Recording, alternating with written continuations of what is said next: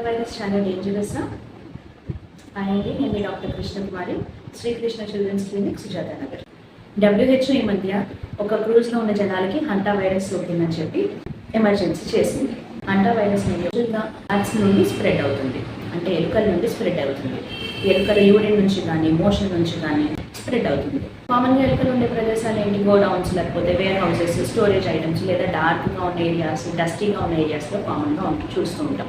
అలాంటి సిచ్యువేషన్స్లో ర్యాట్ అక్కడ యూరిన్ చేసిన మోషన్కి వెళ్ళినా కూడా అది డస్ట్లో కలిసిపోయి మనం ఆ డస్ట్ని క్లీన్ చేయడానికి వెళ్ళినప్పుడు దాని పార్టికల్స్ని మనం పీల్చుకున్నప్పుడు ఊపిరితిత్తులు ఇన్ఫెక్ట్ అయ్యి దాని నుంచి చాలా ప్రమాదాలు వచ్చే అవకాశం ఉంటుంది.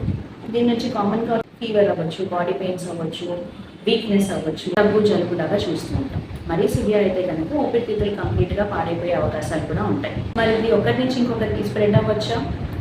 రేర్ కేసెస్లో కొన్ని స్ట్రెయిన్స్ చేంజ్ అయినప్పుడు మాత్రం స్ప్రెడ్ అయ్యే అవకాశాలు ఉంటాయి. అలాంటి స్ట్రెయినే ఇప్పుడు ఆ క్రూజ్లో తెలిసింది. హంటా వైరస్ నుండి ప్రివెన్షన్ గురించి తెలియడం కోసం పార్ట్ 2ని ఫాలో అవ్వండి.